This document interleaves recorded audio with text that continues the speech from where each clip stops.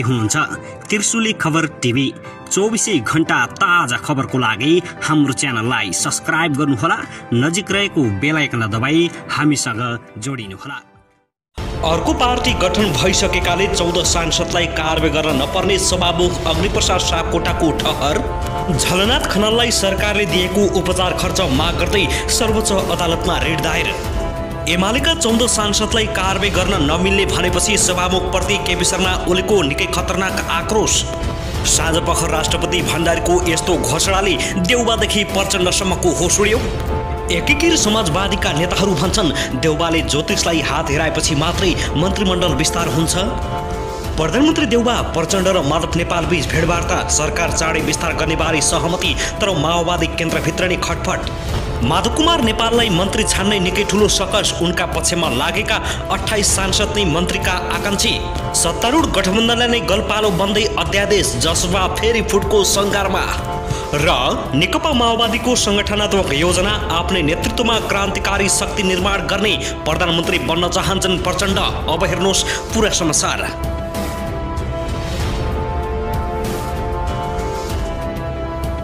दर्शकबिन नमस्कार, तपाईहरुलाई हार्दिक स्वागत छ हाम्रो च्यानल त्रिशुली खबर टिभीमा। यदि हाम्रो च्यानललाई अहिलेसम्म सब्स्क्राइब गर्नु भएको छैन भने सब्स्क्राइब गरी नजिक रहेको बेल आइकनलाई दबाई हामीसँग जोडिनुहोला। दर्शकबिन फेरि पनि हामी तपाईहरुमाझ निकै महत्त्वपूर्ण खबरका साथ उपस्थित भइसकेका छौं। यो भिडियोलाई अन्तिमसम्म हेरी हामीले साथ दिनुहोला। दर्शकबिन हाम्रो मेहनतको लागि एउटा सानो लाइक गर्न भने नभुल्नुहोला। दर्शकबिन अब लागौं पहिलो खबरतर्फ। सभामुख अग्निप्रसाद सापकोटाले नेकपा एमाले निष्कासन गरेका 14 जना सांसदलाई कारबाही गरिरहनु नपर्ने निष्कर्ष निकालेका छन्।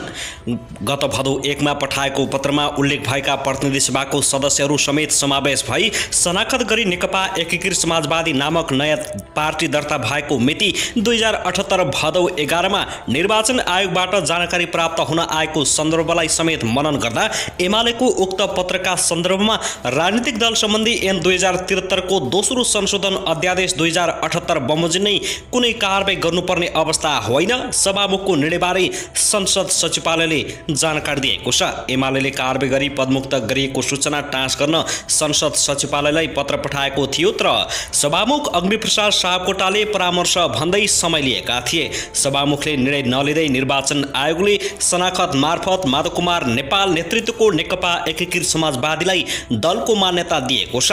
एमालेले कारबाही गरेका 14 जना सांसदहरू एकीकृत समाजवादीतिर लागेका छन्। दल दर्ता भइसकेको र त्यसको जानकारी आयोगबाट संसद सचिवालयमा आइसकेको हुनाले कारबाही गर्नुको औचित्य नरहेको निष्कर्षमा सभामुख पुगेका हुन्।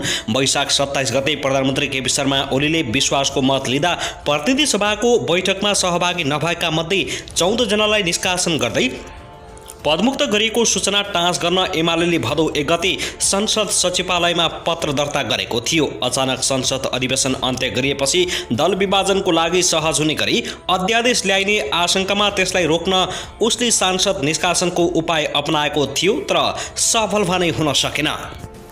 दर्शकबिन त्यसगरी सत्ता गठबन्धनले नेकपा एमालेका तर्फबाट मुख्यमन्त्री भएकाहरूलाई पदबाट हटाउने भएको छ।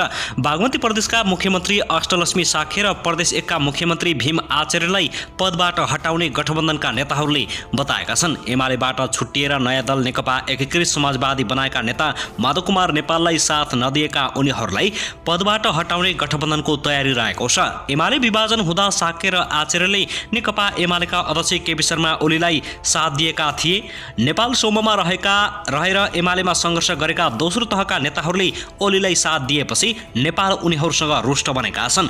नेकपा एकीकृत समाजवादीका सांसद विरोध खतिवडाले एकीकृत समाजवादीमा नआए साक्य र आचार्यलाई गठबन्धनले हटाउने जानकारी दिएका छन्।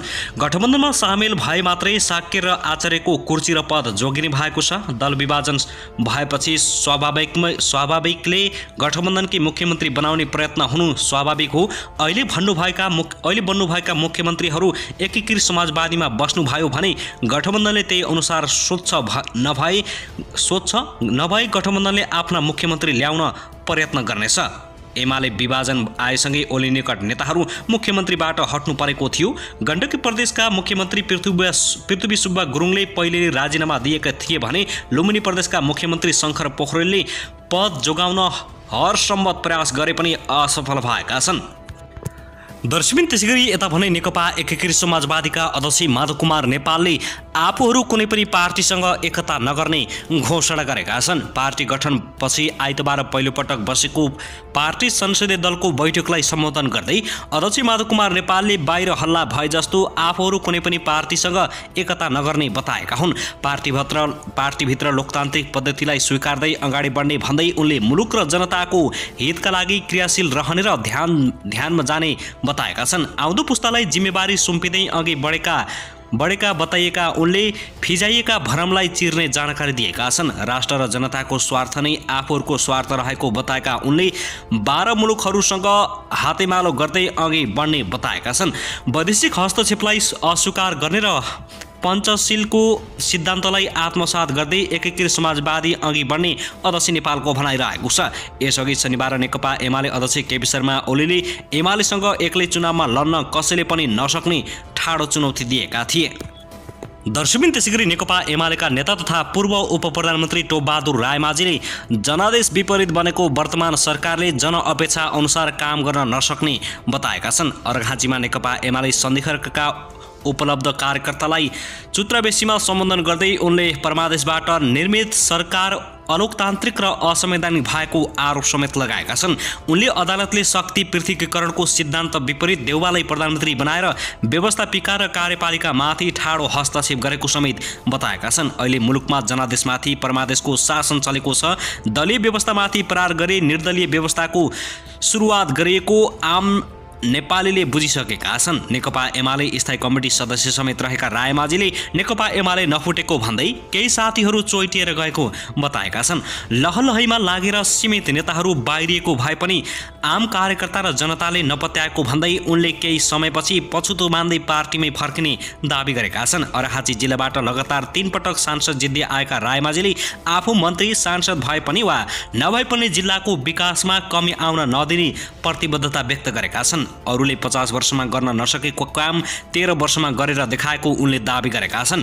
उनले केही व्यक्तिहरूले काङ्ग्रेसको सरकार आएपछि एयरपोर्टको कामले तीव्रता पाएको भन्दै जनतालाई दिग्भ्रमित पार्न खोजेको आरोप लगाएका छन्। एयरपोर्ट निर्माणको लागि चैतमा नै ठेक्का लागेको र नियमित प्रक्रिया अनुसार काम अगाडि बढेको उनको भनाइ थियो। रायमाझीले कसैले चाहेर पनि जिल्लाको विकास नरोकिने भन्दै आफूहरू निकै चनाखो भएर लाग्ने र जिल्लाको विकास रोक्ने, बजेट कटौती गर्ने गरिए जनता चुप लागेर नबस्ने चेतावनी समेत दिएका छन्।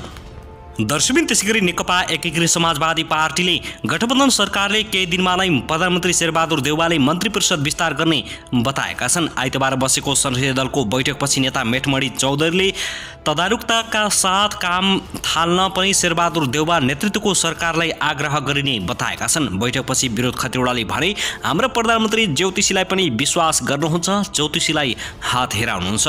संघीय संसद भवन नयाँ बानेश्वरमा आइतबार बसेको दलको बैठकले माधव कुमार नेपाललाई सर्वसम्मत रूपमा संसदीय दलको नेतामा चयन गरेको छ।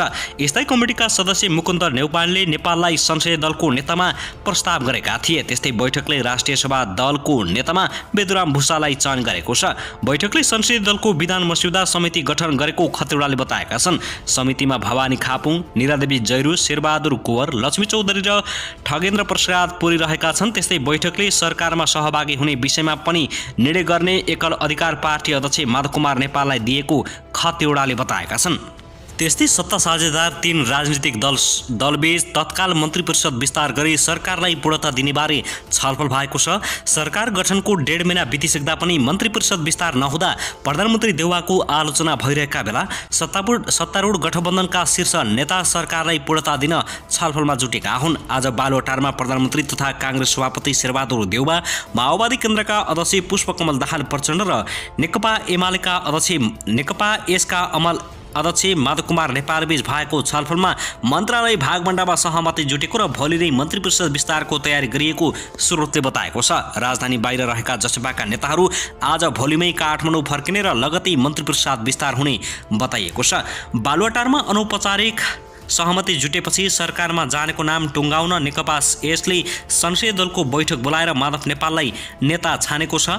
आजको बैठकले निर्णय गरेर सरकारमा सहभागी हुने मन्त्रीको नाम दिने स्रोतले बताएको छ। माओवादी र जसपाले यसअघि नै मन्त्री छाने जिम्मा शीर्ष नेतालाई दिएका छन्। असार 29 गते प्रधानमन्त्रीको शपथ लिएका देउवाले चारजना मन्त्री नियुक्ति गरेका छन् भने सरकार गठनमा निर्णायक भूमिका खेलेका माधव नेपालको पार्टीले आधिकारिकता नपाएका कारण सरकार विस्तारमा रोकिएको भनिएको थियो।